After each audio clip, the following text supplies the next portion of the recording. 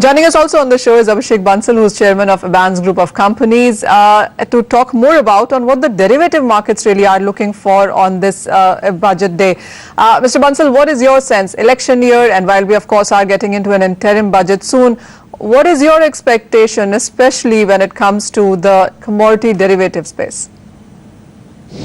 Yeah, this budget would be an interim budget, and this budget would be the last budget of this government before the government gets into the elections. So it would be an interim budget and it would be a muted one or so, but I think so the government would focus a lot of initiatives on agricultural sector. I think so that should be the prime focus of this government before it goes into the election year. I think so if you see the NPA of our entire country is more than about 10 lakh crores, and if you see on the agricultural sector, the NPA is about 68,000 crores. So there is a huge potential on the agricultural sector, and the scheme that only loan waiver for the farmers is not the only solution to revamp this agricultural sector. I think so the government should come up with lot of initiatives and schemes for enhancing or development of the research work on the agricultural sector, and there has to be emphasis on research and development on the agricultural sector so that this agricultural sector can be reformed and transformed on a longer term. Also, I think so the agricultural sector expects the GST reduction on pesticides from 18% to 5%. I think so that would help the farmers to reduce their cost of farm produce. That is what I expect on the agricultural side. Sure. So also, well, that of course is agriculture, but when it comes to the other sectors like gold, for example, because that is what has been moving quite a bit. We heard the finance minister say plenty in the previous budget as well. What are your expectations on this? On the precious metals, the think tank, the government's think tank, which is Niti Aayog, had already suggested, comprehensive gold policy, which I think so we should be looking at in the next year, that the government should come up with its comprehensive gold policy, wherein we could see a single spot exchange for all the banks and the financial institutions, where you could have a single spot exchange for delivery or getting the delivery from the spot exchange on gold. Niti Aayog had already recommended the government for reduction on import duty on gold from 10% to a lower level, and I think so right now if you see the MCX market is already trading at a discount of about 2% to the international prices. So we can the market is factoring in a duty cut of 2% on gold.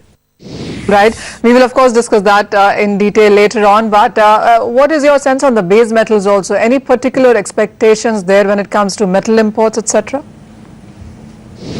As far as base metals are concerned, in order to promote the domestic manufacturing of aluminium, the Commerce Minister had already suggested to increase the import duty on aluminium, primary aluminium and aluminium scrap.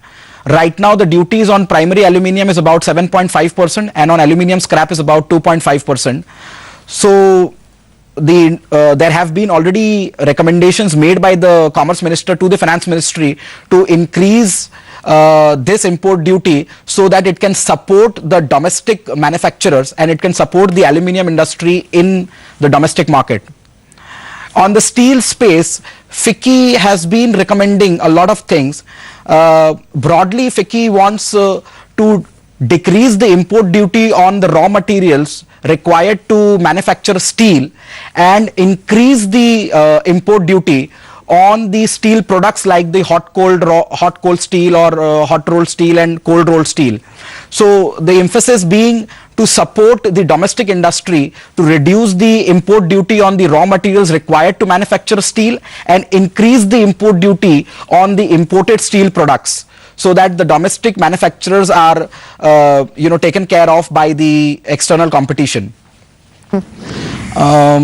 on the base metals front, I also believe that the market would be pretty range bound, because there is no clear definitive trend that we could see on the trade war. Obviously, we can now see some signs where the US is softening its stand on the trade war that is going on with China, and that's why we could see a certain support on the base metals.